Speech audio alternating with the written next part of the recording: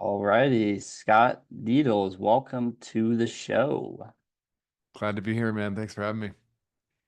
I wanted to go straight in and get to what triggered us gathering here today, which was your tweet about an Iboga experience. I want to go maybe a bit further back in time to hear about how you first came across Ibogaine, what you've learned about it before you partook in it the first time, and then this was your second ceremony. Curious to hear the whole story of you and Iboga. Cool. Yeah, I'd love to. This is the first opportunity I've ever had to do to talk about this. And so, very personal experience for me, a very transformational journey. I think that there is still a lot of stigma around stuff like this. So, it's can be very powerful to hear personal Mhm. stories. Um, I hadn't really, so my first experience was 5 years ago. I'm 45 now. So, I was 40. I had, a lot of entry level experiences like other people get in university, magic mushrooms, whatever. But in terms of more of like a structured psychedelic experience, I hadn't had one, and I had a lot of friends. Sit in ayahuasca ceremonies. I think it's a much more like common thing, and I was curious about that too. It just kind of I got to a place in my life where I think I was looking for something, and I wasn't really even familiar with Iboga. I wasn't looking for it. I started just kind of searching around to see what was available, and it turned out that there was an Iboga facility that was sort of like regional, not too far away from where I live, and it kind of just caught my attention. I was interested right away in doing something that was a little bit different. There's some of the information that's available about like what actually happens there is can be difficult to find, and I think that's on purpose. And they won't necessarily want people coming in with too many preconceived ideas about the experience because it's so different than how you could even imagine it. It's almost like the less you know, the better. But it really blew my socks off, and I think this is another reason why. I think with any of these things, one, that they're totally not for everybody, and two, Yeah. you have to like expect that there's a lot of stuff that happens after, so if whatever the experience is and however long it lasts, um, it's not like you just kind of get up and walk it off like a wild night out of the bar. Like you're gonna be sort of processing this stuff for a long time. And like in my case, that first experience really changed the course of my life. So Mm. Iboga is a really interesting compound. It's something that when it's served to people, they don't do anything to it. So it's a root that grows in the ground in a part of Central West Africa. I think primarily in Gabon, and it's the only psychedelic that grows in the ground. So Mm. so they don't have to process it. They just grind it up. You consume it either like a cinnamon spoon, like in dry tablespoons of it, or in capsules, and that's really it. And um, there, there's been some high profile people talking about lately. There was like an Aubrey Marcus podcast about Iboga recently that really blew up. So it's cool. It's cool to see people talking about it. And part of what was going on in that episode was some huge grant that was given out by the government. I want to say in Kentucky for research into the healing effects that it has, in particular as it's related to addiction and trauma. So Iboga is like this really, like I said, they don't do anything to it. So it's like there's no processing, there's no chemicals involved. Um, I think it's the only substance there is that has the ability to affect both your dopamine and your serotonin system simultaneously. And so it creates kind of a reset hormonally, if that's the right word, that is really unique. And it has been documented to cure a heroin addiction in a single sitting. Hmm. And so it's a really powerful. And so you can imagine like if you're not an addict, it can still have a very powerful and permanent lasting effects. Yeah. just about other things. And I had had an experience in my life leading up to that, and that's why I was searching for something kind of a traumatic thing that had happened in my life. And you sort of realize with the benefit of hindsight, maybe it was my subconscious that was driving me towards looking for some kind of a cure or even that, and it really did. So this piece of like how it's able to um, really heal deep personal traumas, it can do that as well in a very, in a matter of sort of 24 or 36 hours. And Yeah. so that happened to me. But it was so profound and it was so big that for months I was like, rattled is not the right word, but I was really in a place where the world started to look really different for me very fast. The wonder, like the rabbit hole went a lot deeper than I thought. And I ended up like leaving what was a very successful career in traditional finance and kind of orange pilled myself around the same time. So it Mm. really like triggered kind of a domino effect of a lot of changes. And so for that reason as well, like Iboga is for I think a lot of people who do have the experience. It's a one and done. It's a one time thing, and I felt that way for a really long time. I even just talking about I've always been excited to share my experience and how it changed my life. But I was also kind of a little bit scared about what going back into the portal might be like. And Mm. anyways, it kind of came together recently.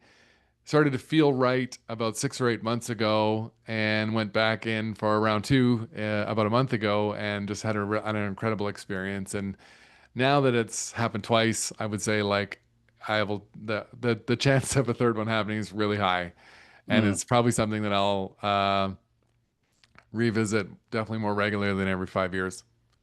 That's beautiful. Yeah, and I know Iboga is a bit of a longer duration, and not just a bit. It is a much longer duration experience compared to your more standard LSD, mushroom, ayahuasca experiences. You mentioned 24 to 36 hours. Was the actual experience that long? Were the effects that long lasting for you? Yeah. So both times, kind of the way it works is as you're sort of dosing it up, you'll take a certain amount of it, a couple, 2, 3 grams an hour, every hour for 8 or 10 hours. And Wow. so as it's coming up, um, that's the first part of it, and then it lingers in your system.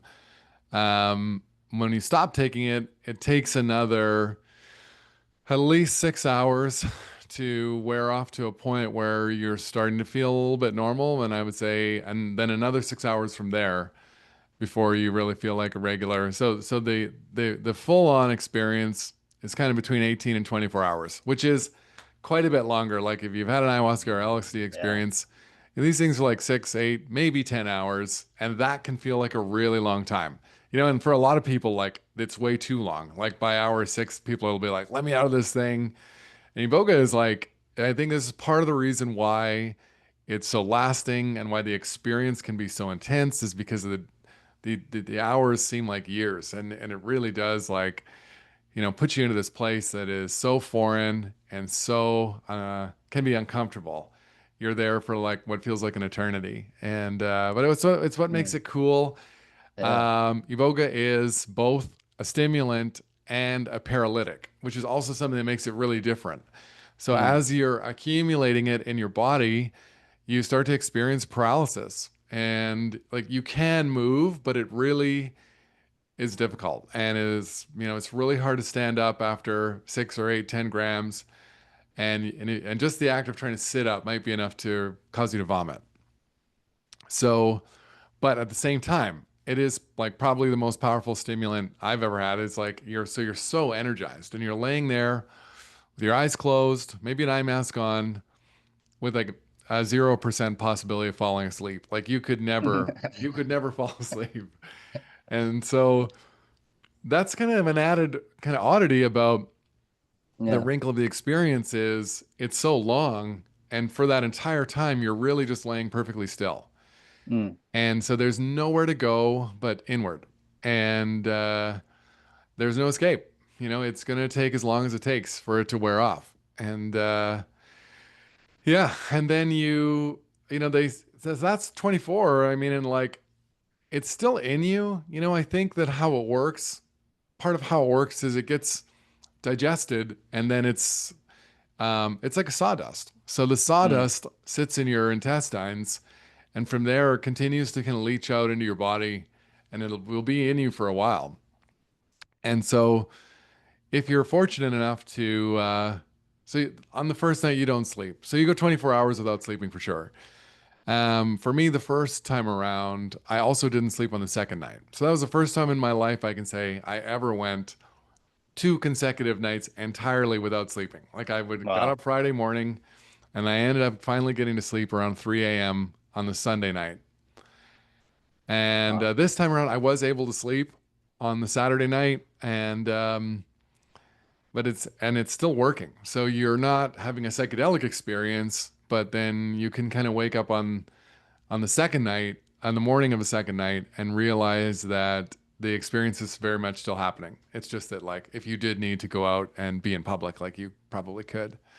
So, Hmm. and then you know, and then it's like several more days where you're still Yeah. feeling like you're very close to it. And I think this is another tricky thing. Like the length of it is like, you know, again, with like an ayahuasca or an LSD experience, when it's over, the next day, you know, you might be a little bit like, you're not going to want to go to a party, but you could probably mostly function.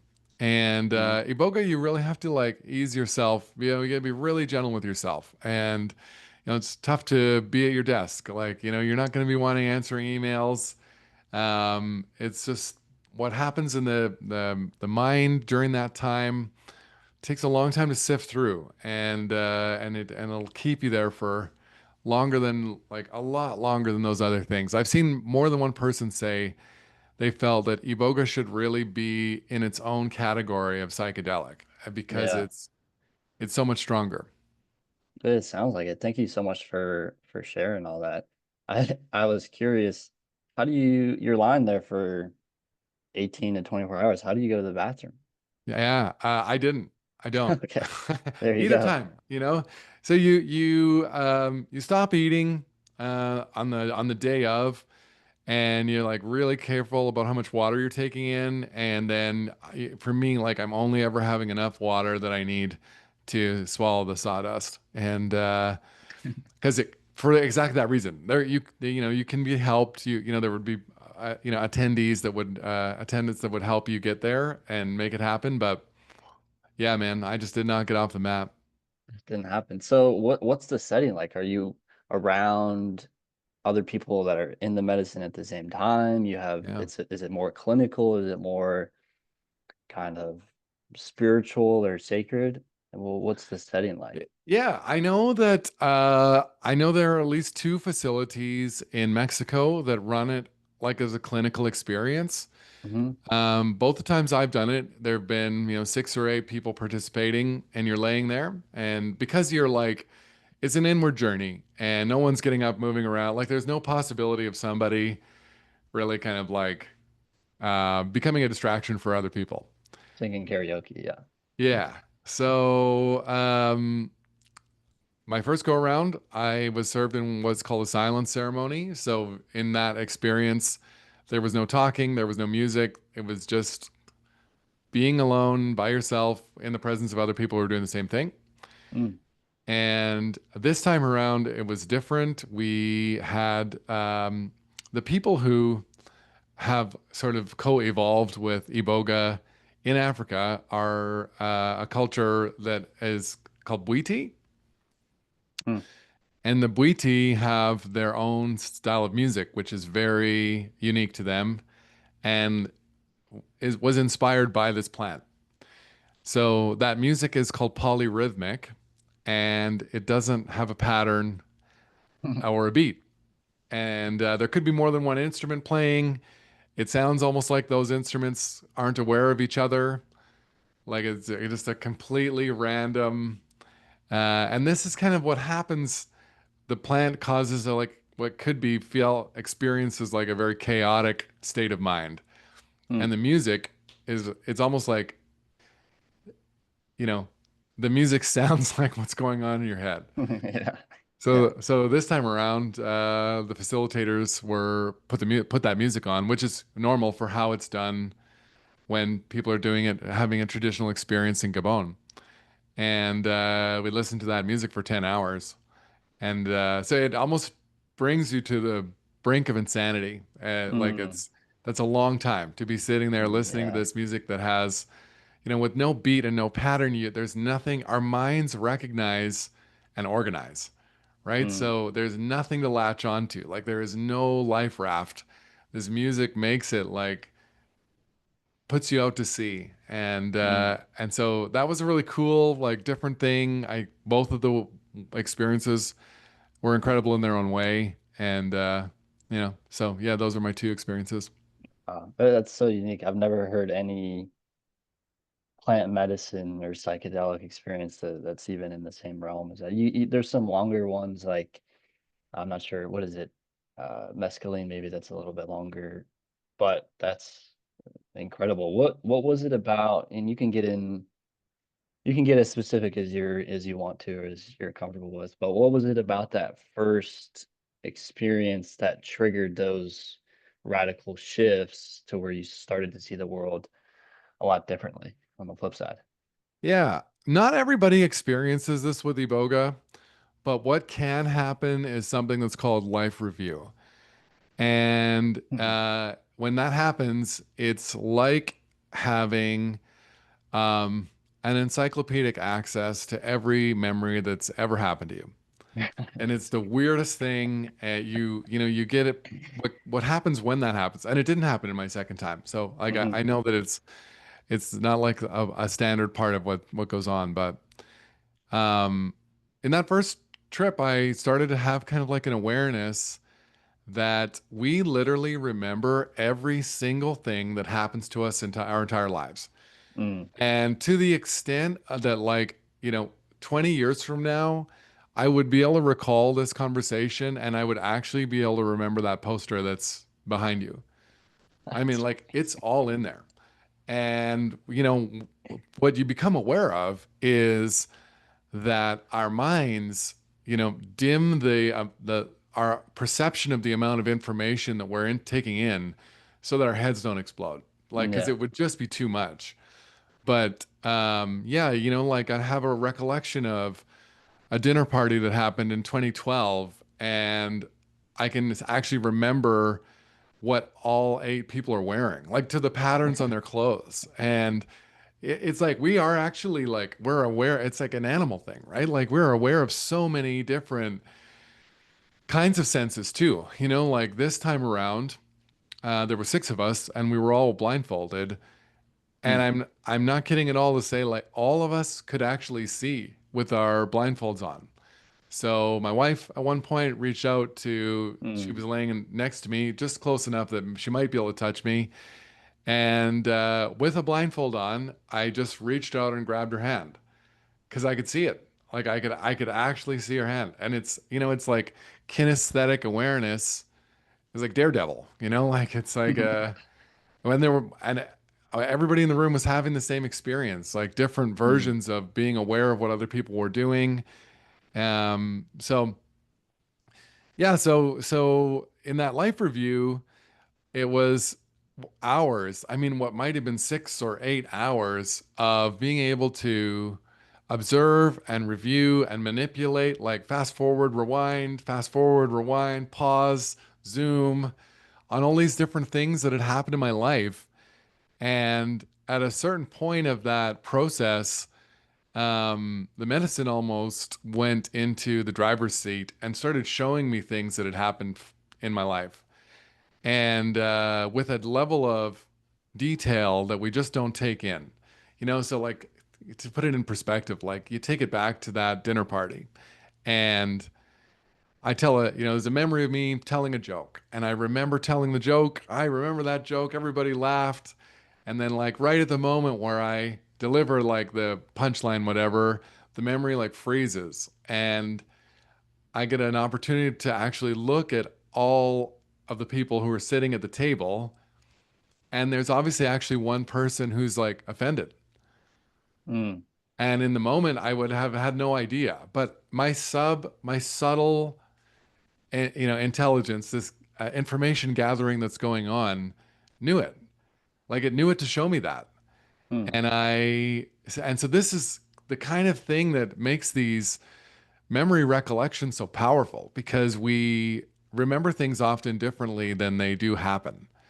And our entire life is some kind of,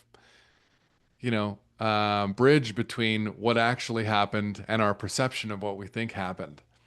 And so, having that opportunity to really just like almost view the raw file of different moments for you can be really profound. And in my case, kind of what ended up happening was a series of memories were shown to me after this traumatic event I'd experienced, where I was just, not myself, like behaving differently in ways that just weren't obvious to me. mm, And when I actually had the opportunity to sort of see myself kind of in the third person, it was plainly obvious and like actually shocking. Like I had a very sort of revolutionary, moment where it was all of a sudden, um, I could just see plain as day how I had been before and after. And in that moment, it was like, the wounding was kind of sort of transmuted, and I got off the mm. mat, and those sort of trauma behaviors that I had been exhibiting ended Right. permanently. Yeah. So how did you, I mean, that's just, it continues to get more mind-blowing as you're going through it. How did you integrate that? How did you take that back with you and yeah, adopt it in the real world in your day-to-day life? Yeah, and this is, I think, like where people are curious. I love having the opportunity to talk about this stuff in my personal life, and I think that they're just such powerful tools. Um, I was told going in, whatever you do when you get off the mat, don't go quit your job. And I did exactly do that. It took, wasn't one day, but it really did. Mm, That event did result in me deciding to change careers. And I think most people, as they get into this, and this is part of what's scary about it's like we don't really have the basic tools for integration on our own. mm, And so, this is why you want to be really selective about how you engage in this kind of stuff and treat it as it's not a one night, 24-hour experience. It's something that is like, it's going to take a lot of mindful follow through. And so, to be honest, man, like I kind of, in going through it in my first time, that's a little bit of a lesson that I learned kind of the hard way. And because for months I was really processing all of those different things that had happened that time, and with no frame of reference, it was such a bigger experience than like whatever anything I'd had before. So it wasn't like unusual for me to be sitting in my car like 3 weeks later and just randomly burst into tears. mm. And not because I was, upset, but it was like, it was so beautiful. It was so Yeah. Raw. incredible. I Yeah. was experiencing this like huge sense of gratitude that I had, that it had happened. But it was also like, once you go through it, there was no going back. Mm, And yeah, so in the same way that an addict just experiences like an end to their cravings when they do this, if there's a behavior or something, I think like people can, when you're in that first time coming out of an Iboga ceremony, it's really easy to reset yourself. And so for me, those like behaviors that I was thinking about, um, changing those patterns was actually simple. And so it was just a matter of like staying with reflecting and kind of journaling and thinking about the experience and holding on for a dear life. Like it kind of like it initiates a change in you. It's like a chain reaction. So Mm, once it starts, um, I think you can try to steward it, but there's also some aspect of it which is out of your hands. yeah, Yeah. de- definitely. How would you describe yourself a month before your first experience and a year after it? Hmm. I think like for me, it was going a month in. I was experiencing insomnia. I was, like I said, I had had this trauma, which I actually didn't even properly understand was a trauma. Mm, And so I was really at that time having difficulty with uh, processing something that I really hadn't appreciated or like comprehended was even going on. And so a year later, like things were just completely different where I had sort of been able to move through all that and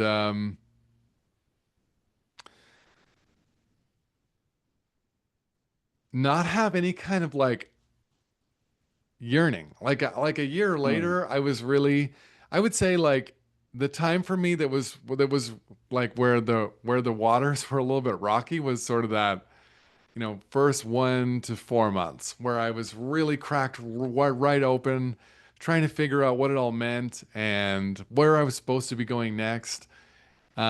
By a year later, I had actually finished selling my financial practice, and I wasn't exactly sure how I was going to land up to where I am right now, but I had started to like form a pretty solid feeling about it. And so, yeah, I think like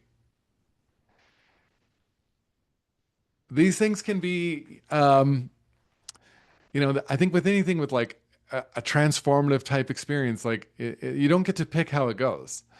And mm, that's part of the beauty of it. yeah, Yeah. definitely. That's beautiful.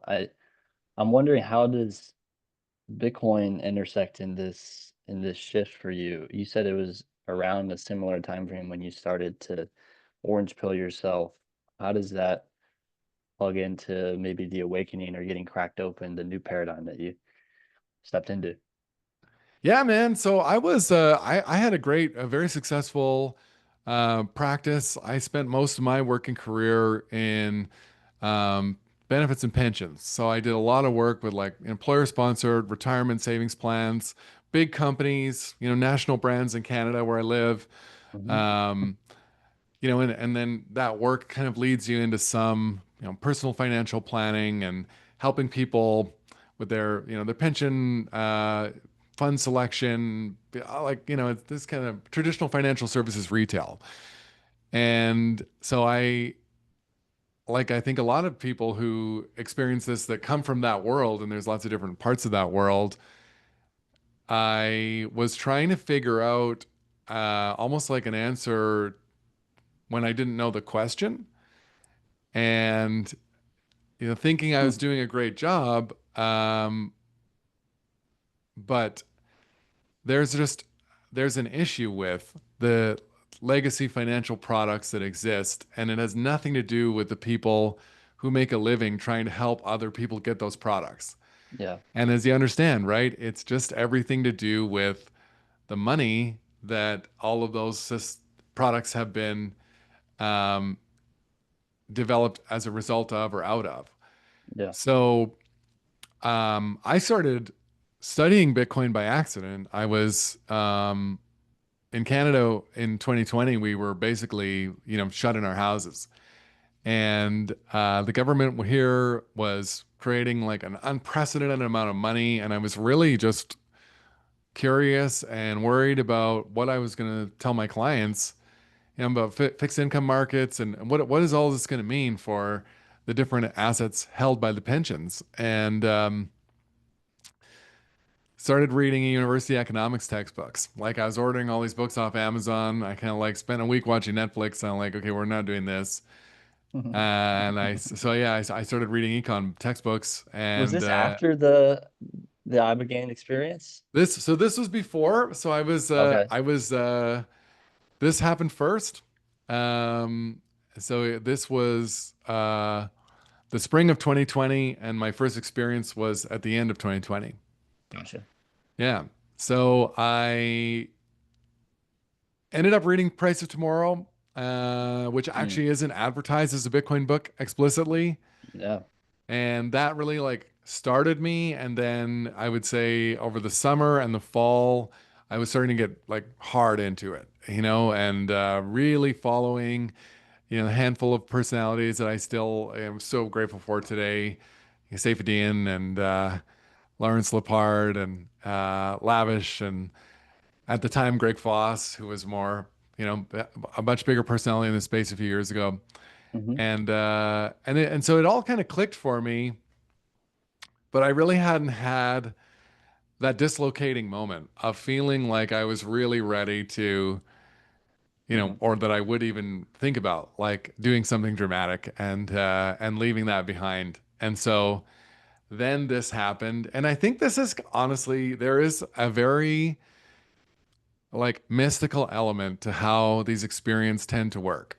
And they sort of, there's sort of an expression that goes something like, the ceremony actually starts, really from the first thought you have about attending there, right? And from that Yeah. moment, it's almost like a string theory where you have made that reality, that future reality, a certainty, and now you're just moving towards it.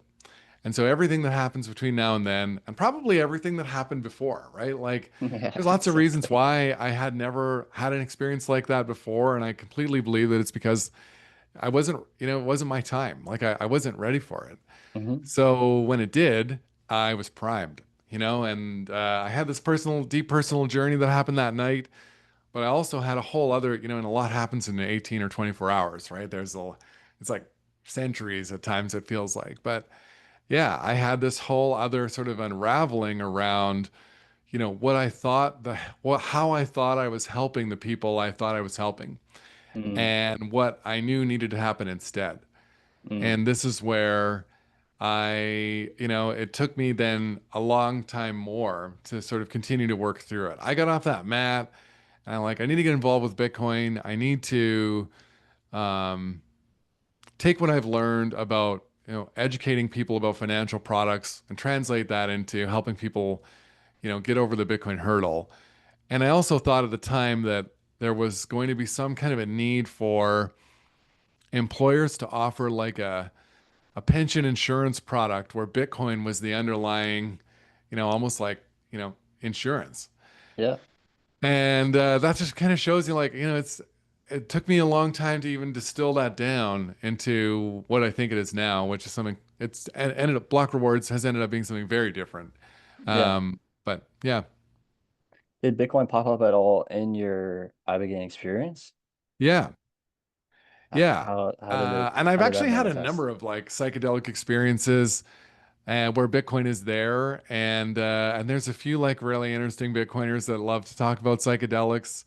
And Yeah. I love that kind of conversation. And Yoni Appleberg is one of them.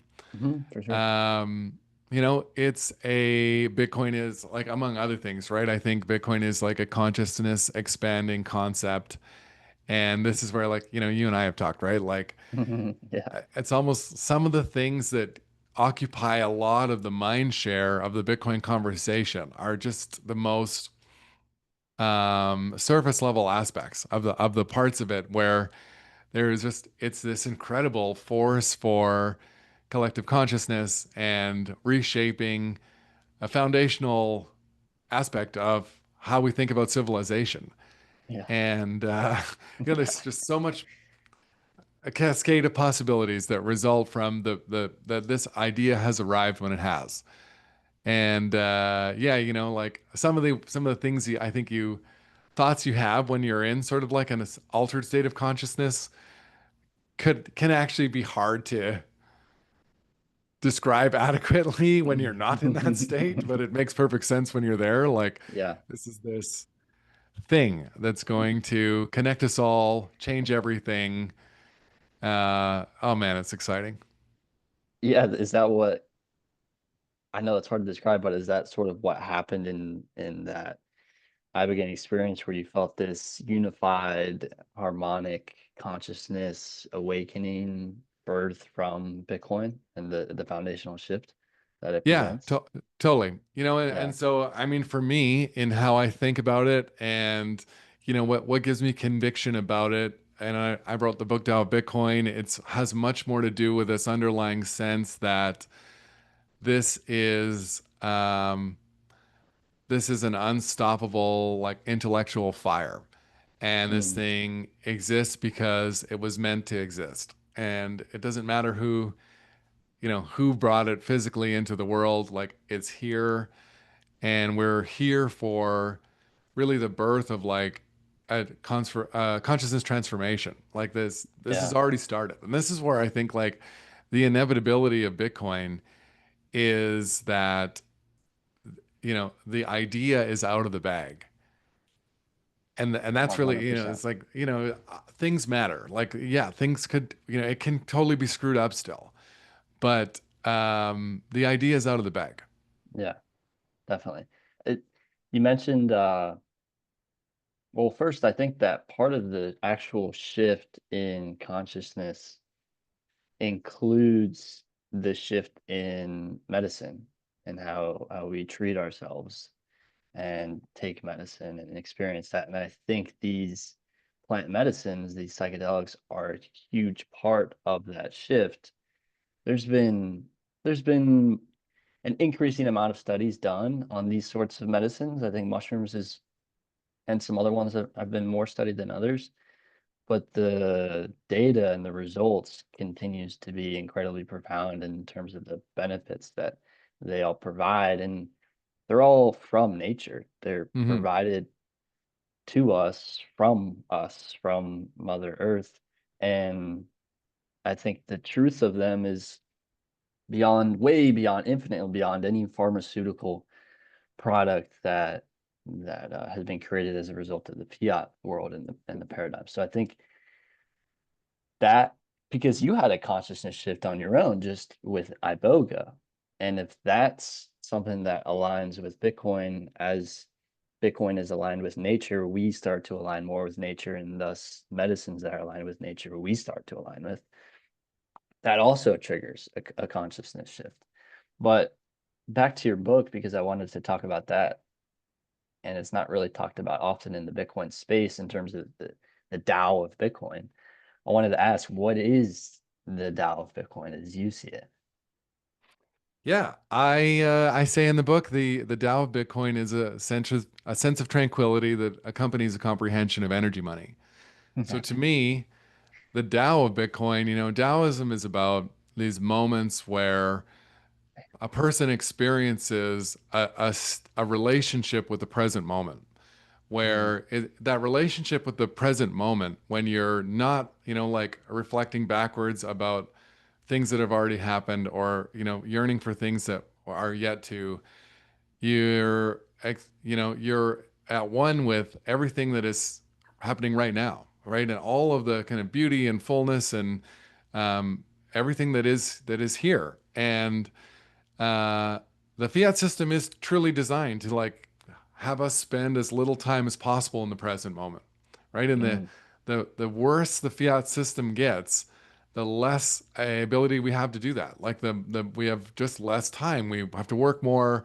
We measure out our attention in these like smaller and smaller increments. So like, TV shows down to Instagram reels, down to like TikTok videos. Like it's just this never-ending compression of the price of our time. And so I think that there is a relationship between our experience of time and the human construct of money. And Bitcoin almost makes available to us a tool that is rigid in terms of its measurement of time. Like Bitcoin is an inflexible clock where it's not seconds and hours, right? It's roughly every 10 minutes. It's roughly every 2 weeks, right? It's like, mhm. and nothing can be done to speed that up. Like, and so I read a really cool article. I'm working on a second edition of the book right now. And there was an essay written in the 40s by an economist named George Woodcock called The Tyranny of the Clock. And it's a discussion around the idea that the precursor to the Industrial Revolution and really like the how did the fuck did we get here Hmm. is the invention of the mechanical clock. Happened before assembly line manufacturing and all of these other things. We first needed the ability to measure what was called exact time, right? So Hmm. before the mechanical clock, we would have had like sundials and hourglasses, and we would have been like arriving at places roughly at certain times. You know, we would have been thinking about the experience of time in a very different way. And this was another human invention that effectively turned time into a commodity where, you know, he says in the essay that the chief commodity of the Industrial Revolution was human time that was Hmm. made possible by our ability to allocate it in an exact way, which is just a super cool idea. And Yeah. then you can see how these things kind of get mutated over time, like anything, you know, like even originally, central banking is a beneficial concept for a time in human history where we needed to move money around the world faster and experience like a certain, you know, centralization has some benefits, probably early in the life cycle of how these things go. So, um, yeah, so the Dao of Bitcoin is this question of like, does an understanding of Bitcoin or can an understanding of Bitcoin trigger internally a different relationship with time? And I think you can make a very good argument objectively that's true in the long-term sense of our experience of time for people who truly embrace low time preference and start living their lives differently because they're saving in Bitcoin. They actually do start to live their lives differently. But I think more broadly than that, you know, this idea of like I'm fascinated and wondering if a mass transformation of Bitcoin, you know, a Bitcoin society, a hyper Bitcoinized world, does this mean that people existing in that society would be spending the majority of their time in the present moment? Because the single biggest thing that takes out of it, which is like our melting money, that has been now entirely removed. You know, like people won't even, that concept would be alien to them. The same way, like, you know, I grew up in a time when we used to have to like use a VCR to record a TV program if we weren't going to be home when we want to watch it. And Hmm. that's been removed. Like that's gone now. And so I don't see why the way money works now can't be the same. And like, what does the world actually look like when there's no continual urgency to do something with the fruits of your labors so that, you know, it's not stolen from you before you have a chance to like, you know, do something fun with it. Yeah. Wow. I think, well, I'm curious. You mentioned this book, The Tyranny of the Clock, in the 1940s, and you kind of hinted at or were implying that Bitcoin shifts our view of time, and you talked about it a little bit. But how does it, if the mechanical clock shifted it in one way, how does Bitcoin shift it in another way, or the new way, more specifically?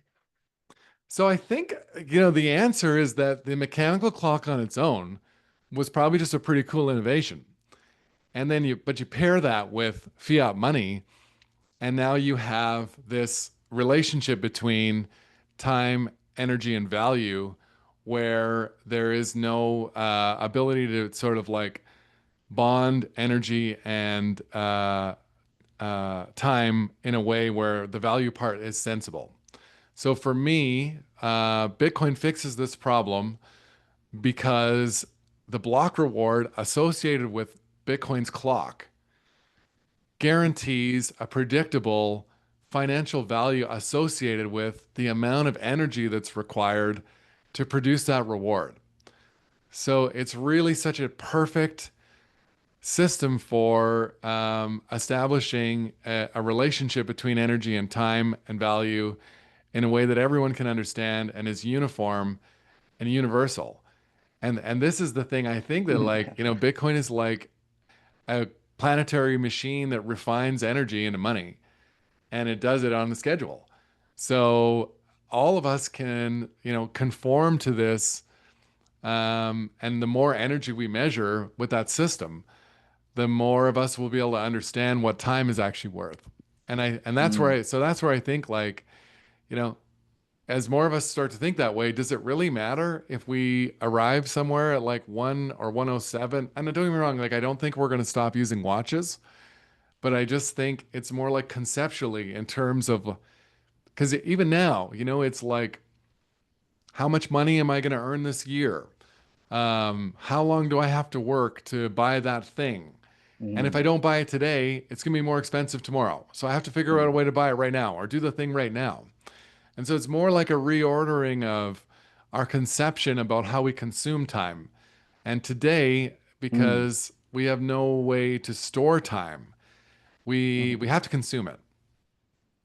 And I think in this, yeah, on a different clock. And I talked about this at Bitcoin Live in Sydney. Is this idea about entropy, and I love this concept of, an entropy in physics, the second law of thermodynamics. Entropy is this idea that uh, in a closed system, entropy is when energy is lost and there's a certain amount of energy that doesn't go towards performing the sort of the function of the system. So yeah. like in a light bulb, all of the energy ideally would be used for creating light, but some of it becomes heat.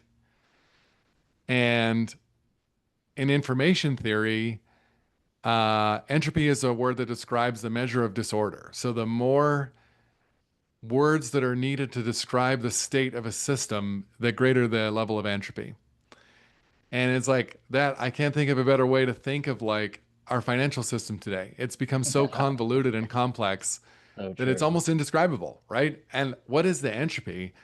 It's the lost energy. So inflation is monetary entropy, right? It is you can't make something out of nothing. That's not how it works. So they're taking the monetary energy that you're trying to store and the money you've already earned, and it's being sapped out into the new money that's being created. Mm, And so with Bitcoin, these blocks are like indestructible, permanent containers. They're like time batteries where there's zero entropy. Store your time forever. And if you can go out into the world knowing that your time is safe for you to convert back into energy or value whenever you want, then you can be provided a level of like, inner peace that today is really difficult to obtain unless you are like absolutely financially set, which very few yeah. people are. And increasingly less set. Yeah. Would you say that Bitcoin is accurately pricing in time and energy for the first time in civilization? I think that's where we're going. Yeah. And I don't think it's doing it yet because I don't think there's enough energy going in. But that's what I think like the fully realized version of Bitcoin will do exactly that. But right now there's so much noise because even among people who own Bitcoin, I think it's still a very small number who've really grasped what's going on. And so there's just a lot of static still. In Here's the thing: if a vast number of people who own Bitcoin today actually understood it, there would be no more dumps. Mm. Like it would already, like so No one's selling it. Yeah. yeah, we'll You so don't we'll even see trade it. like we'll see that change as we see the price measured in dollars going like vertical. And I don't think it's that far off. Yeah, I agree. And I think it's getting faster and faster. Uh, What is the accurate price of time and energy? Is infinity? Yeah, I guess. I mean, I think there's like a never-ending amount of energy and yeah, so how could we quantify like the sum of human action? It's like when, there's an idea I talked about in the book, but it's like I guess if you imagine a world where the only money is Bitcoin, then it will be measuring all of human action. Yeah. And then at that point, we'll start to actually truly be able to know what that number is. Yeah, and even past human action, all forms of intelligence working together at the same time. Hmm. Hmm. And you talk about Bitcoin being card sieve technology, which I absolutely agree with. And I think at some level it takes us to I believe type one is when you've you've harnessed all of the energy available on your star, so on Mother Earth. Is that that's I think type 1 is your planet, and I yeah, think like type 2 is a you're star. okay, so type one would be your planet, Mother Earth, and then type two beyond and beyond. But how does Bitcoin do that? Yeah. How is Bitcoin a partnership technology? Yeah, so I mean we're like a point 0.4 or a zero point 0.6 civilization right now. I think, Bitcoin is this kind of like technological mycelium. This is a thing that will eventually um, be a global monetary system and a global energy system at the same time. So as Bitcoin, the money becomes global, Bitcoin, the energy system will as well. And at that, the bigger it gets, um, more and more economic actors are confronted with the choice of, having some output be either in the network or not. And, it's like somebody who could be flaring the gas off a gas well and running a miner on it or just flaring it. And Yeah. so the network will grow and start to consume all these different things as people understand that it makes more sense to have it doing that than not.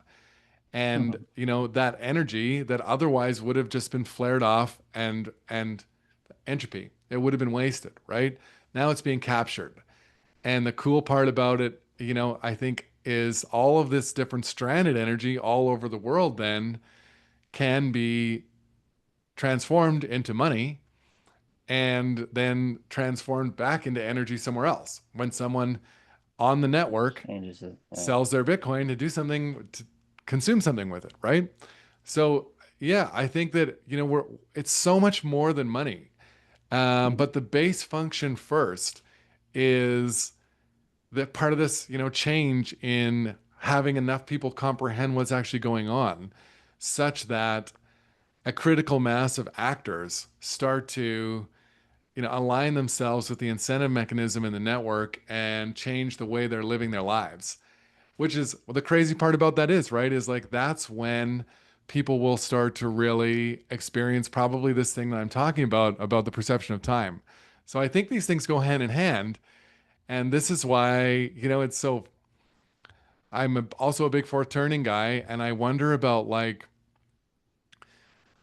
the the irony of this happening when it's happening right now. Mm.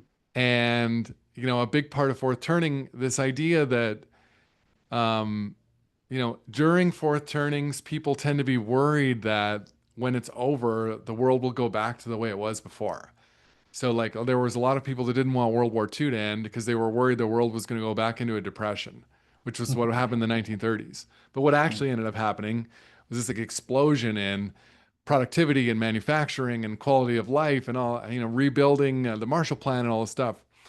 And like I kind of wonder if we are on the cusp of all of these different centralized systems unbundling all at once. And they like the fireworks of this of the culmination of this fourth turning could really be the birth of something that looks so different than what we see today that it's almost hard to imagine things could change that quickly. And this is kind of where I think you and I were back and forth on this a little while ago where um, I will be really surprised if we're still pricing Bitcoin in dollars when some of these financial models that you're seeing from MicroStrategy and others get to their termination in Oh the yeah. 2040s. Like, I just No can't see it. shot.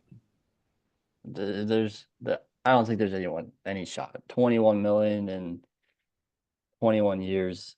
It No. sounds good, but that's about it. I don't think it's an actuality in reality over the course of time.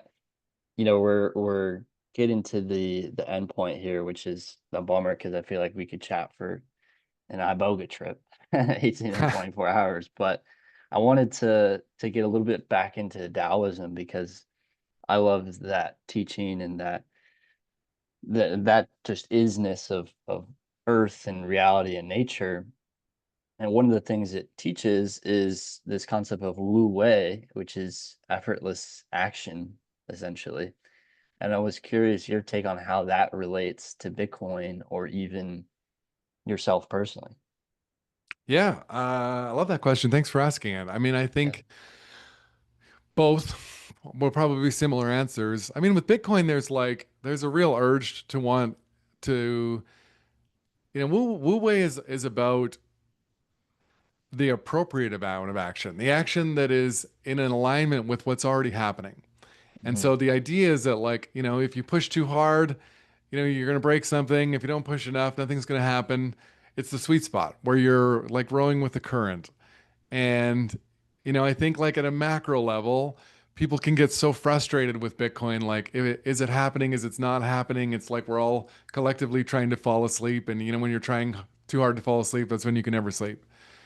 And so there's a certain aspect of Bitcoin that I think is just going to happen at the rate that it's going to happen at. And we all take action. And that is the process. So is that process 15 years or 50 years? I don't know, but like there's actually nothing that I can personally probably do to impact it other than taking the right amount of action. And at an individual level with Bitcoin, I think people can really try to outthink Bitcoin. Yeah. I'll buy when it's, like it's 100 whatever today, like, when it goes back to 90, that's when I'm going all in. Or like, I'm going to scalp this Bitcoin. I'm going to leverage it. I'm going to and end up, getting more from, creating something out of nothing. And maybe some people will. But, I think that it's really where I've seen more people have success is being happy with the price they got, trying to get as much as they can without really trying to outsmart it.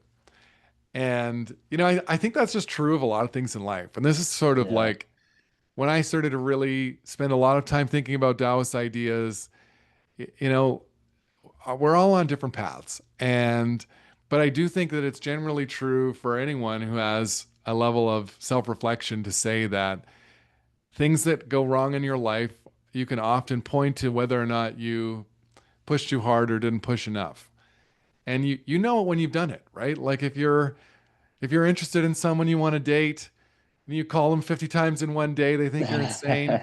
You never call them and they move Mhm. on. And it's like it's just about, feeling that rhythm of what's already happening. And this happens when people, I think, are in that sweet spot in being present with the now.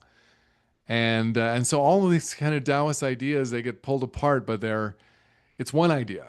It's Yeah.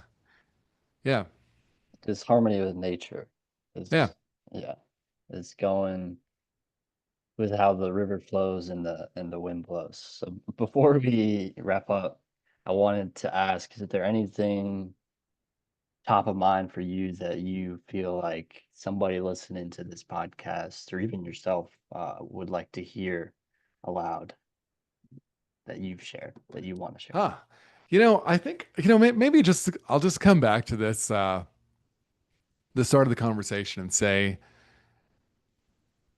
if you were listening to that first part about Iboga and it was interesting for you, that could be a signal that you may be, this might be something in your future.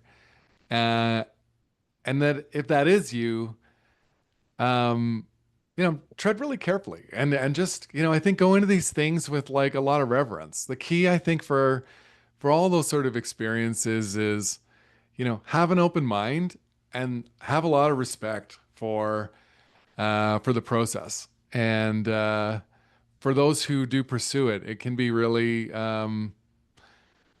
can be really beneficial. So if anyone listens to this and has that, then that's exciting for me. Someone did that, and I found their webpage, and here I am now. So Yeah. I'm glad that you mentioned that because I was thinking about asking if somebody was listening to you and they were thinking about it, what would you tell them? And you pretty much did that.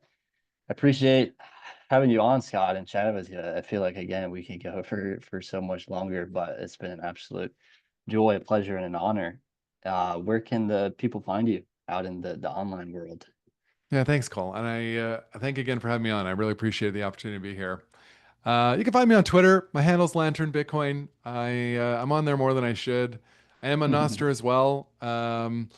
And if people wanted to find me on LinkedIn, I'm on LinkedIn as well, and it's just that easy to find me there. Why Lantern Bitcoin? Like why Lantern? Signal? Yeah, I the first sort of idea that I had in that Iboga journey was a lantern. I kept seeing Mm. this like this lantern, and it Mhm. sort of turned into like I was sketching out logos, and I actually thought the business idea it was going to be called Lantern Bitcoin when I first had it. And so I got that handle, and then I just kept it. And now I think it's more about like, a lantern. What is a lantern really? It's an ancient technology for illuminating. Mm. And this is where if you Mm. follow me or if you kind of catch my content, like I spend more time thinking about, how older ideas relate to this very new idea. And that's the stuff that tends to interest me the most. Yeah, that's so beautiful. The illuminating, and I think it's spot on with how you show up and talk about Bitcoin and get into the deeper stuff that's happening and going on and will continue to happen. So thanks again, Scott. I'm sure part two will be sooner than later on either your pod or mine. I can't wait for it. I look forward to it, man. Thanks. All righty, man.